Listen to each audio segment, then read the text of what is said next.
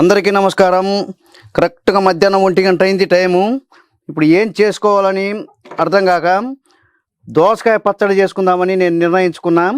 ఈ దోసకాయ పచ్చడి వేసుకొని పచ్చిమిరకాయల పచ్చట్లో మెత్తగా దంచుకొని ఉడుకుడుకు అన్నంలో వేసుకొని నవ్వులుతుంటే నా సామీరంగా ఉంటుంది. దీని టేస్టు మతి పోవాలిక అలా ఉంటుంది.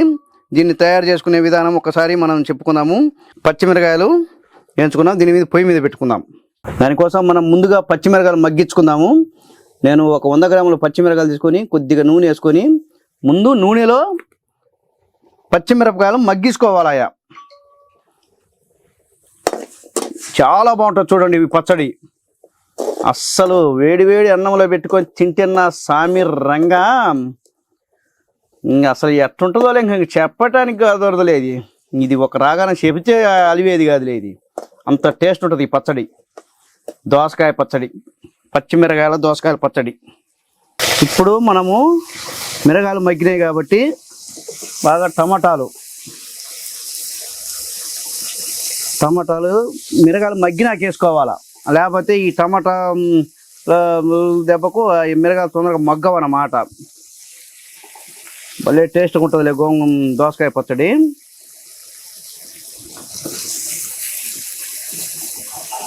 అలాగే కొద్దిగా ఒక చింతపండు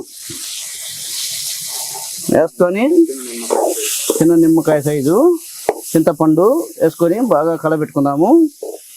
బాగా మగ్గించుకుందాము. నీళ్ళు పోయకూడదయా, నీళ్ళలో మగ్గించుకోవద్దు. నీళ్ళలో మగ్గితే పచ్చడి రుచి రాదు. ఆ నూనెలోనే మగ్గించుకోవాలా. ఇప్పుడు ఈ టమాటాలు పచ్చిమిర్చి బాగా మగ్గిపోయినాయా. ఇప్పుడు రోట్లో వేసి నలగ దంచుదాము. పచ్చడి ఆరేలోపు మనం ఈలోగా దోసకాయ కోసి పెట్టుకుందాము. అయ్యో దోసకాయ ముందు షేర్ చూసుకోరు, లేకపోతేనా అబ్బా కటిక చేదరు నాయన. అరకేజీ తెచ్చుకుంటే దాంట్లో ఒక దోసకాయ చేదు వచ్చి గబ్బులు వేసినమయ్యా.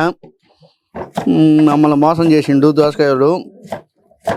ఏం చేస్తావు, నాకు సిగ్గుండాలి. ముందు ఆడ కొరుక్కొని చూసుకుంటే సరిపోవు, కానీ వీడికి తీరా ఇంటికాడ తెచ్చుకున్నాక చూసుకుంటే ఏముంటుంది, చేదే ఉంటుంది. అట్టా పడాల వాత మాకు. ఇప్పుడు ఈ మిరగాయలు ఏరుకొని ముందు దంచుకుందాము. తర్వాత ఎందుకంటే టమాటకాయలలో మెదగదన్నమాట మెత్తగా.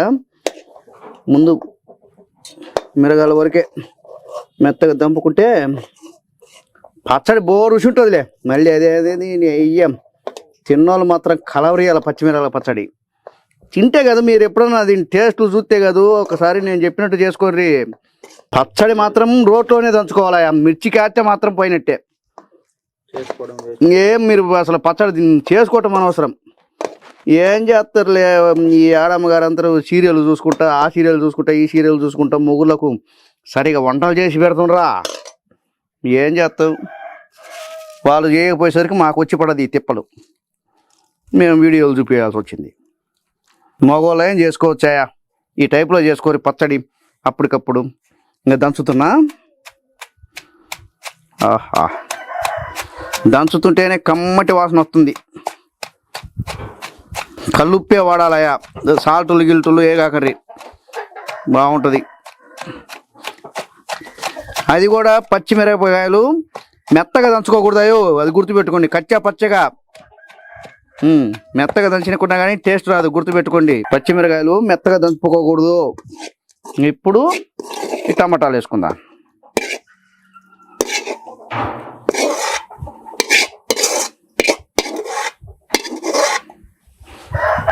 రైట్,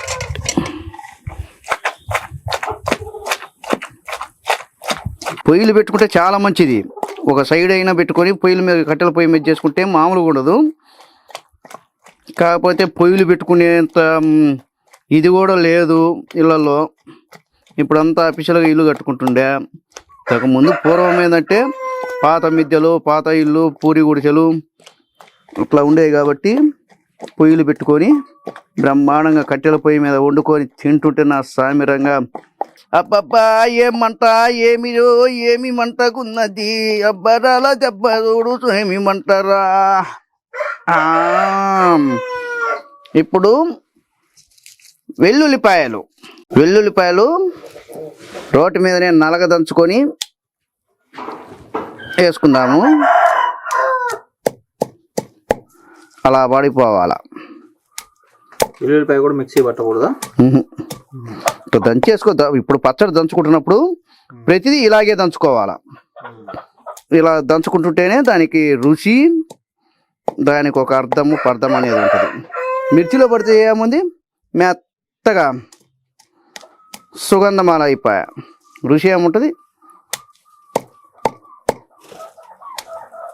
తెల్లబాయ కూడా రేట్లు పెరిగిపోయినాయంటనే. తెల్లబాయల రేటు అన్నట్టు దిగల కాటె పెంచిండా వాడికి గత్తర్రా అని వాళ్ళ కుదురు గోలా ఫారం పోకూడదు పొలపురంలో. రైతులు బాగుపడట్లే.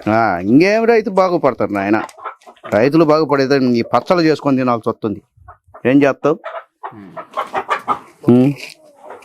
తెల్లబాయలు 400 ఒక్క పాయ తినటానికి. 400 పెట్టి తెల్లబాయ తింటే ఏమి తెల్లబాయలు తినాలా? ఏమి తినాలి నాయన? తినలే.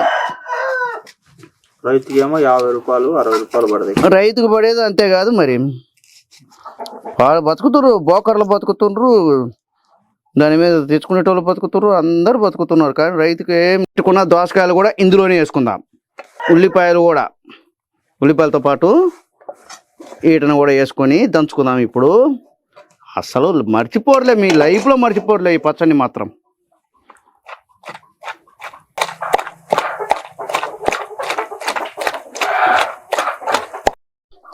ఆహా, అది దీంట్లో అంత నెయ్యి వేసుకొని ఈ పచ్చట్లో ఉడుకుడు కన్నం పెట్టుకొని తింటే నా సామి రంగా జై కిసాన్ జై జవాన్ అనాల.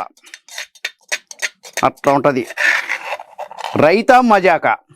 ఎందుకంటే ఇవన్నీ రైతు పండించిన పంటలు కదా, రైతును ముందు ఆదరించాలయా. మనం ఈరోజు ఇన్ని కూరలు ఇంత అద్భుతంగా మనకు నచ్చిన విధంగా చేసుకొని తింటున్నామంటే రైతు పుణ్యమే. ఆ రైతే లేకుంటే మనం ఇవన్నీ తినగలమా? ఈ రకంగా మనం నచ్చిన కూరలు చేసుకోగలమా? రైతు లేకుంటే.